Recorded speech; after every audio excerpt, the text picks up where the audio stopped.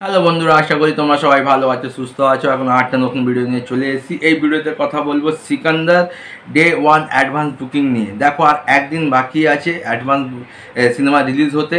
তো এখনও অবধি কত টিকিট সোল্ড আউট হয়েছে, কত টাকার অ্যাডভান্স বুকিং হয়েছে, আর ডে 1-এ কীরকম কী ওপেনিং নিতে পারে, সমস্ত কিছু নিয়ে এই ভিডিওতে কথা বলবো। যারা ভিডিওতে নতুন আছো প্লিজ চ্যানেলটা সাবস্ক্রাইব করে দিও, ভিডিওগুলো ভালো লাইক করে দিও, কমেন্ট করে দিও, শেয়ার করে দিও। দেখো যেহেতু 30 তারিখ সানডে সিকান্দার রিলিজ করছে, আর মেবি ইন্ডিয়াতে ঈদ পালন হবে সোমবার মানে 31st। তো সিকান্দারের টিজার টেলার আসার পর যেভাবে হাইপটা হওয়া দরকার ছিল, কিন্তু সেইভাবে আমরা কিন্তু অ্যাডভান্স বুকিংয়ে হাইপটা দেখতে পাচ্ছি না। দেখো বারবার বলে এসেছি, একটা কোনো সিনেমা বিগ বাজেট সিনেমা বা বড় সুপারস্টারের সিনেমা যদি ঠিকভাবে প্রমোশন না হয় না, তাহলে এখনকার দিনে কিন্তু বক্স অফিস কালেকশন করতে বেশ সংঘর্ষ করতে হয়।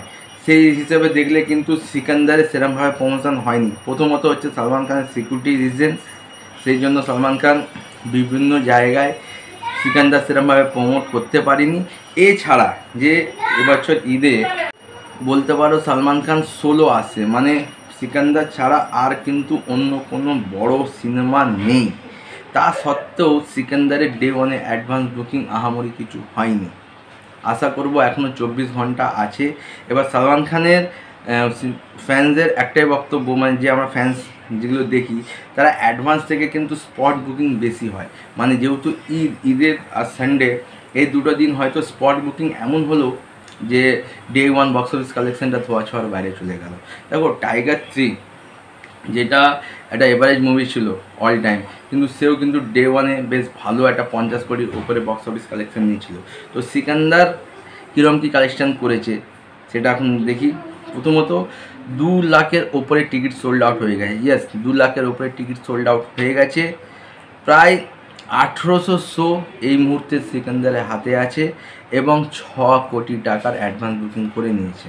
যদি 6 কোটি টাকার অ্যাডভান্স বুকিং করে নিয়েছে, যখন আমি ভিডিওটা করছি তখন দুপুর 12টা, তোমরা হয়তো 1-1:30 নাগাদ ভিডিওটা দেখতে পাবে।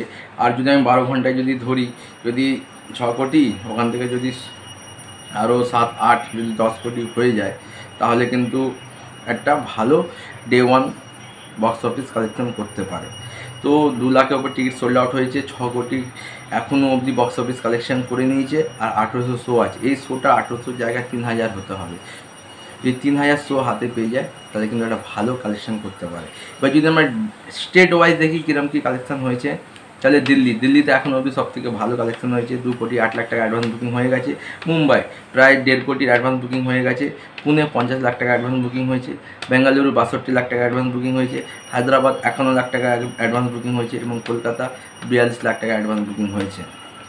তো শহর ওয়াইজ বেশ ভালো অ্যাডভান্স বুকিং হচ্ছে, এবং এইটাই দেখার সালমান খানের সিকান্দার ডে 1-এ কিরম কী ধামাকা করতে হবে। প্রচুর ঝড় তুলতে হবে। ঘন্টায় প্রায় 20,000, 30,000, 40,000, 50,000 টিকিট সোল্ড আউট করতে হবে। তাহলে এই নাম্বারটা হয়তো 50 কোটি প্লাস হতে পারে। আপাতত ভিডিওটি দেখা হচ্ছে একটা নতুন ভিডিও। টাটা।